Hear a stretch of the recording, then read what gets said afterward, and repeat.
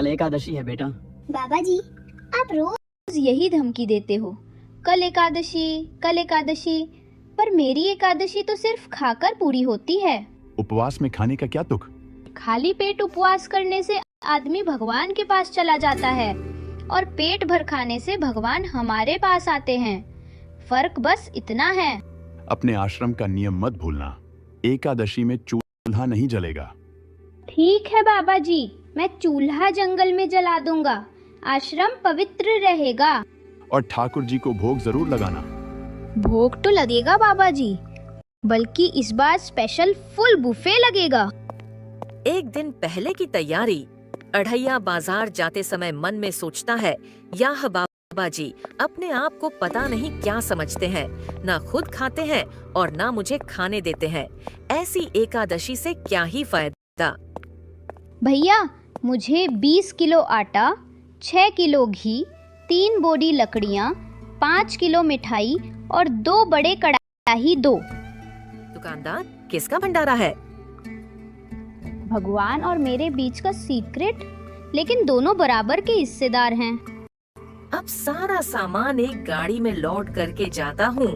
इस बार खाना नहीं मिला तो बाबा जी कुछ भी कर लें और ठाकुर के ठाकुर भी कुछ भी कर लें, मैं इस बार देख लूंगा। हर बार कुछ न कुछ गड़बड़ हो ही जाती है, न खाने को मिलता है न चैन से बैठने को। बच्चा, तुम आ गए, बहुत टाइम लगा दिया। बाबा जी, मेरा दिमाग और खराब मत करो, पहले से ही मेरा दिमाग बहुत खराब है।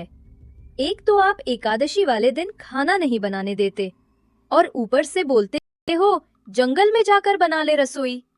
और तुम्हारे ठाकुर भी आ जाते हैं खाना खाने। पहले तो ठाकुर आते थे, अब तो ठाकुर के ठाकुर भी आने लगे हैं। ठाकुर के ठाकुर को देखो, वाह, अपने साथ भूत प्रेत को भी लेकर आते हैं। हाँ नहीं कि अपने आप चुपचाप चले जाएं। जैसे आप से परेशान करते हो वैसे वह भी मुझे परेशान करते हैं। पता नहीं बच्चे की जान लेकर ही मानेंगे क्या?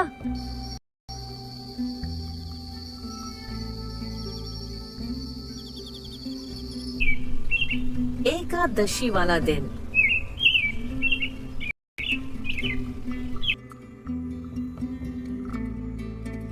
अढ़ैया आश्रम से सामान लेकर आता है। सामान को अपनी अपनी जगह पर रखकर अपना खाना बनाने का काम शुरू कर देता है। सुबह सुबह अढ़ैया ने लकड़ियां सजाईं, लोहा तपा, घी गर्म हुआ, बाटियां सेंकी जाने लगीं, दाल में लहसुन का छौंक लगा, मिठाइयों की खुशबू चारों तरफ फैलने लगी। तभी अढ़ैया मन ही मन सोचता है, आज तो मैं पेट भर के खाना खाऊंगा और मेरे गुरुजी के ठाकुर भी साथ में खाना खाएंगे। उनके साथ जानकी, लक्ष्मण और हनुमान जी भी खाएंगे। आज तो मैंने इतना खाना बनाया है कि जब तक हम सब मिलकर नहीं खाएंगे ये खाना खत्म नहीं होगा। गुरुदेव के ठाकुर, अब खाना खा लो। अढ़ैया मन ही मन बोलता है, आज तो ठाकुर के ठाकुर भी खाना खाकर खुश हो जाएंगे, साथ में गोरा पार्वती भी। सीता माता बोली, प्रभु कहाँ चले आप? राम जी मुस्कुराकर बोले, अढ़ैया मुझे खाने के लिए बुला रहा है। सीता माता हंसते हुए बोली, मैं भी चलती हूँ, वहाँ खाना बहुत अच्छा बनता है। भैया भाभी मुझे भूल गए क्या? मैं भी चल रहा हूँ साथ में।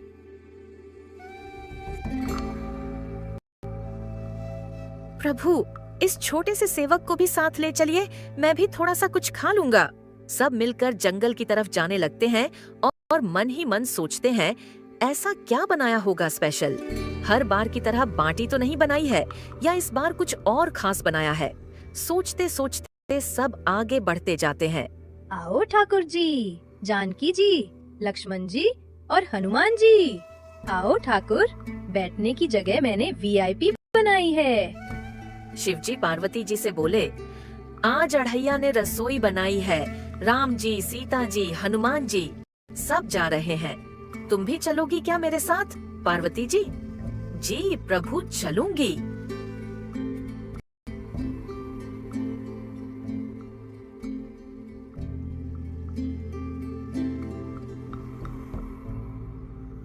शिव पार्वती भंडारा सुना तो पहाड़ से नीचे उतर आए।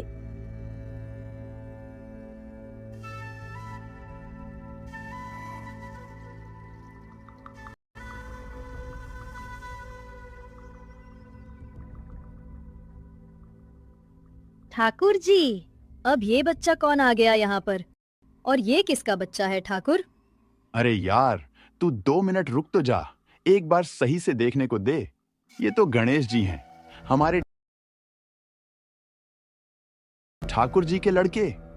अच्छा जी, तो जोर से बोलो, गणपति बप्पा मोरिया। आइए गणेश जी, आपके माता पिता भी आए हैं।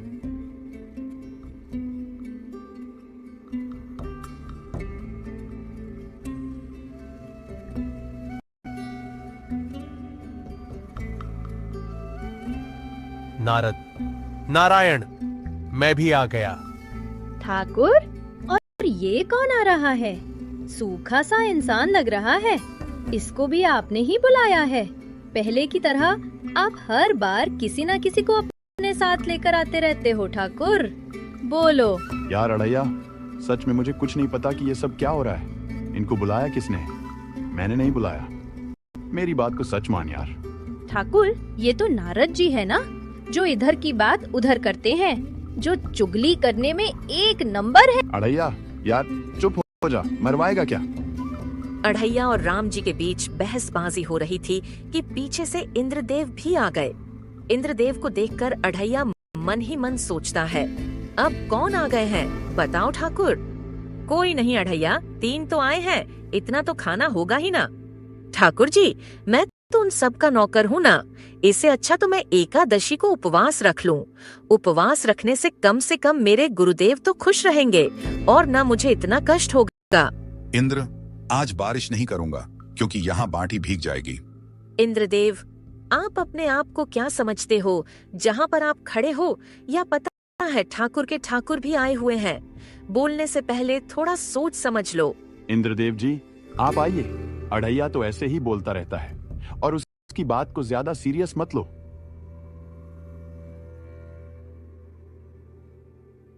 ठाकुर जी, ये सब क्या हो रहा है? एक एक करके ये सब कौन आ रहे हैं? कुछ बताओ, ये हो क्या रहा है? किसने बुलाया है? मुझे तो लगता है ठाकुर आपने ही बुलाया है। बुलाया है तो बताओ, नहीं तो मैं आश्रम जा रहा हूँ। आप खा लो आराम से। अरे यार अढ़ैया, सच में मुझे कुछ नहीं पता। और जरा धीरे से बोल, नहीं तो ठाकुर जी आ जाएंगे। पीछे ही बैठे हैं, क्यों मेरी बेइज्जती करने में लगा हुआ है अढ़ैया? थोड़ी तो शर्म कर ले यार, मैं तेरे गुरुजी का ठाकुर हूँ, इतनी तो शर्म कर ले मेरे यार। इतना कहते कहते पीछे से आवाज आती है, क्या हो गया? क्यों लड़ रहे हो तुम दोनों? अरे ठाकुर के ठाकुर जी, एक एक करके देखो ना, कितने आ गए हैं। मुझे तो लगता है ये सब गुरुजी के ठाकुर ने ही बुलाए हैं और अब ये सब मुझ पर ही चिल्ला रहे हैं। अब आप ही देखें ठाकुर जी, मैं तो बस रसोई बना रहा था। इतनी बात हो ही रही थी कि पीछे से अचानक कोई भारी आवाज आती है। अढ़ैया चौंक कर, अब ये कौन आ गया ठाकुर जी? हम हैं यम, यम हैं हम ही हैं यम। राम जी और शिव जी को मेरा प्रणाम। देवलोक तक खुशबू आ रही थी भंडारे की, तो मैंने सोचा मैं भी आकर खा लूं। राम जी, शिव जी, बताइए ना, मैंने आकर कोई गलती तो नहीं की? शिव जी आइए ना, यमराज जी आपसे बेर लेकर हमें स्वर्ग लोक में रहना है। कृपा करके आप जरूर आइए प्रभु। अरे ठाकुर के ठाकुर जी, ये तो पूरा देव संसद आ गई है। मेरा 20 किलो आटा तो पलक झपकते ही उड़ जाएगा। यार तू चुप हो जा, देख तो ले, सामने यमराज जी हैं, थोड़ी तो शर्म कर। यमराज जी चलिए भोजन ग्रहण करते हैं। अढ़ैया खाना देखने आता है, देखते ही उसके होश उड़ जाते हैं। यहाँ तो सब खाने लग गए, ठाकुर को तो किसी ने पूछा ही नहीं। ठाकुर को छोड़ो, मुझे भी नहीं पूछा। ऐसा हो सकता है जिसने इतनी मेहनत की उसको भी नहीं पूछा, जो सारा सामान लेकर आया, बनाया, कांटा पकाया, उनको भी नहीं पूछा। हाँ तो खाने ऐसे लग गए जैसे भुक्कड़ पता नहीं कितने साल से है। ठाकुर जी आप यहाँ पर जल्दी आओ और यहाँ पर आकर देखो कि यह सब खाने बैठ गए हैं बिना किसी को भोग लगाए। मेरे गुरुदेव ने तो बोला है कि आप कम से कम ठाकुर को पहले भोग लगाओ, उसके बाद खाना खाया करो। यहाँ तो किसी ने नहीं भोग लगाया। ठाकुर जी जल्दी आके देखो, यहाँ तो बिना किसी को भोग लगाए ऐसे बैठे हैं, जैसे कि कभी इन्हें खाने को कुछ मिलता ही नहीं। शिव जी, अभी तो मेरे ठाकुर जी भी आने वाले हैं। अगर वहाँ आए और खाना खत्म हो गया तो मैं क्या बोलूँगा उन्हें कि आज भंडारा समाप्त हो गया समय से पहले। ओ तेरी तो, ठाकुर जी के ठाकुर जी, उनके भी ठाकुर जी आने वाले हैं। लग तो ऐसे रहा है जैसे किसी फिल्म की शूटिंग चल रही हो। एक के बाद एक ठासु एंट्री होती जा रही है। सिर्फ 20 किलो आटे का क्या ही होगा। राम जी, शिव जी, अढ़ैया, इन सब की बात हो ही रही थी कि पीछे से ब्रह्मा जी भी आ गए। अरे, ब्रह्मा जी को देखकर तो अब सच में लग रहा है आज पूरा ब्रह्मांड ही खाने पर उतर आया है। ब्रह्मा जी और यमराज जी तो भोजन करने चले गए। उनके जाते ही पीछे से पाताल लोक के राक्षस, भूत प्रेत सब आ धमके। देखते ही देखते खाने पर ऐसे टूट पड़े जैसे सदियों से भूखे हों। कोई बाटी उठा रहा था, कोई दाल में मुंह डाल रहा था। अढ़ैया इधर उधर सबको देखने लगा, कभी भूत प्रेत को, कभी ठाकुर को, कभी उनके ठाकुर को, कभी यमराज को, तो कभी किसी और को। फिर अपने आप से बड़बड़ाने लगा, गुरुदेव, बन गई मेरी एकादशी। इससे अच्छा तो एकादशी वाले दिन भूखा ही रह लेता। जिनको बुलाया था वो भी आए, जिनको नहीं बुलाया था वो भी आ गए। बाटी खत्म, लड्डू खत्म, चूरमा खत्म, घी खत्म, दाल खत्म, सब खत्म। बस बचा तो आधी रोटी का एक कोना और एक चम्मच दाल।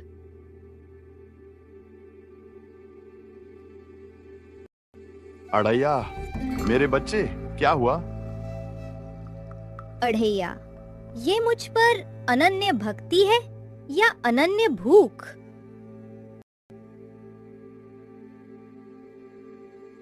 अढ़ैया, अपनी आंखें खोलो। अढ़ैया, तेरी सेवा देखकर मैं तुझे आशीर्वाद देता हूं। अब स्वर्ग, पाताल, धरती, तीनों लोकों का मुख्य रसोइया तू होगा। मतलब मैं जिंदगी भर बाटी सेंकता रहूं?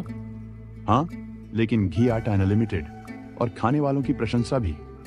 तो फिर बोलो, जय बाटी महामहोत्सव एकादशी।